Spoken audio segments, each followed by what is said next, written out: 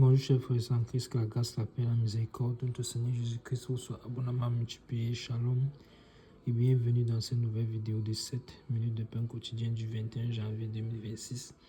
Nous poursuivons notre lecture dans le livre de Actes des Apôtres, chapitre 10, et nous allons lire aujourd'hui le verset 32.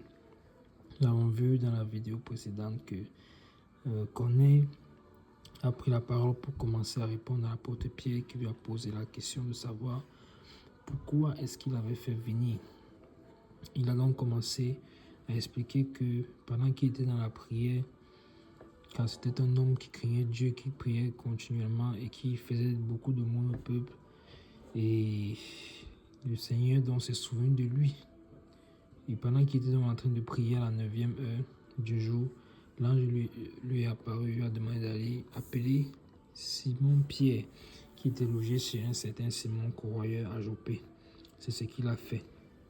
Et le Saint-Esprit de son côté aussi a averti l'apôtre Pierre que des hommes devaient venir lui demander et qu'il devait partir avec eux car c'est lui qui les envoie.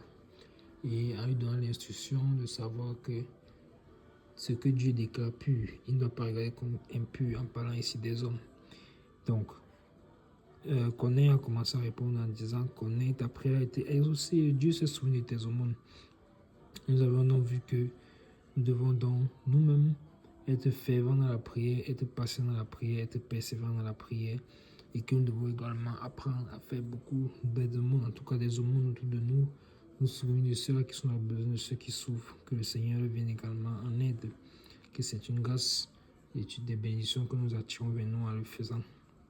Le verset 32 que nous allons lire aujourd'hui, je m'en vais le lire, c'est toujours Corneille qui est en train de parler et en train de dire ce que l'ange lui a donné comme instruction. Il dit: envoie donc quelqu'un à Jopé et fais venir Simon surnommé Pierre. Il est logé dans la maison de Simon Corroyeur près de la mer. Amen. Donc ça fait toujours partie des instructions ou des directives que l'ange a donné à Corneille. Vous voyez encore une fois de plus, quand on le dit comme ça nous montre à quel point cet homme avait vraiment la crainte de Dieu. Car il n'est pas encore chrétien, il ne connaît pas encore le Seigneur, mais il sait qu'il y a un Dieu qui existe. Il essaie de vivre le plus que possible d'après ce qu'il connaît de Dieu, la petite connaissance qu'il peut avoir. Malgré qu'il a un bon poste, il est centenier, il a des hommes sous sa garde, il a des serviteurs, mais il a un bon caractère. Il ne laisse pas ses richesses changer son caractère. Là encore, c'est une exhortation pour nous. Les choses de ce monde ne doivent pas nous faire regarder les autres comme étant inférieurs, car si nous faisons ainsi, alors cela n'est pas bien devant Dieu. Le Seigneur résiste aux orgueilleux. Donc cet homme avait également un caractère pieux. Nous avions vu que même en envoyant ses serviteurs aller chercher Pierre, il a pris la peine de leur expliquer ce qu'il a vu, ce qu'il a reçu comme vision. Vous voyez un supérieur en train de raconter ses visions à ses inférieurs, à ses serviteurs. Non, on va le prendre pour un fou, on ne va même pas le respecter. Mais lui, il le fait. Pourquoi le fait-il? Parce qu'il est un homme qui est pieux.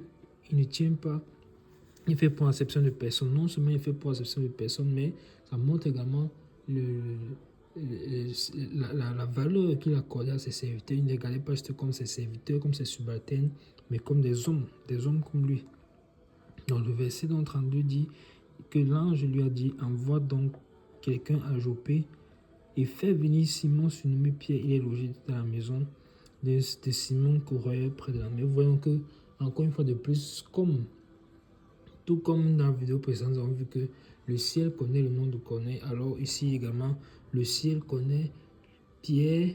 De toute façon, le Seigneur connaît la maison dans laquelle Pierre est logé. Le ciel connaît le nom de la personne chez qui Pierre est logé.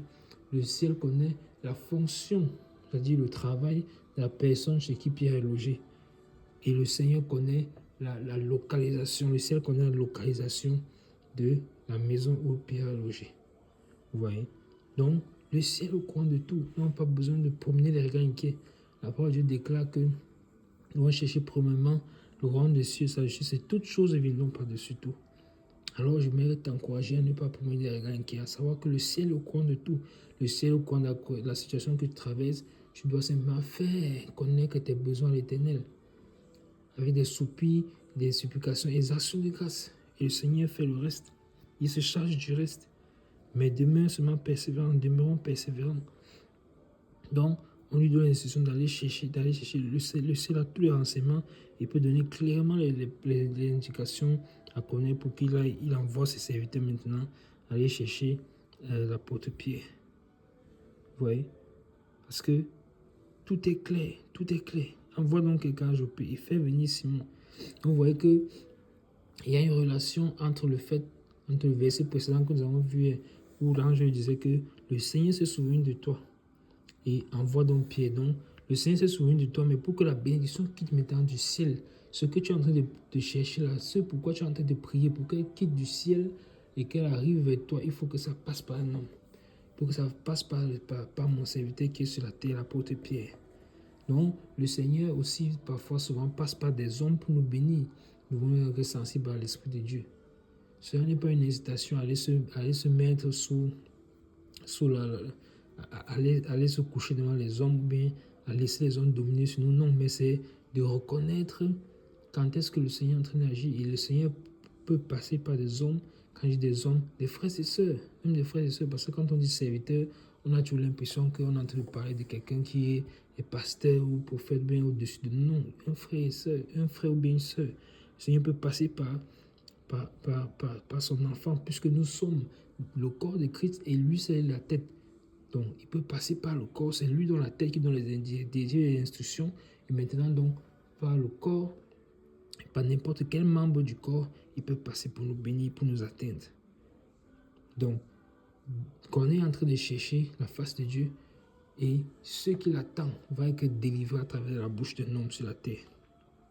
Donc, et aussi le cœur humble pour pouvoir souvent reconnaître cela, que le Seigneur peut utiliser un homme pour nous bénir, le Seigneur peut utiliser un homme pour nous enseigner. Notre cœur doit être disposé à pouvoir recevoir l'enseignement ou bien l'exhortation d'un homme. Notre cœur doit être pouvoir disposé à savoir que nous pouvons même être corrigés sur ce que nous croyons, mais sur ce que nous pensions correct. Mais est-ce que notre cœur est disponible donc? Est-ce que notre cœur est disposé? Notre cœur doit être gardé humble devant le Seigneur. Nous allons arrêter là pour aujourd'hui, c'était tout. Pour les 7 minutes de quotidien de ce jour, que la grâce, la paix, la miséricorde de notre Seigneur Jésus-Christ vous soit abondamment multipliée. Shalom.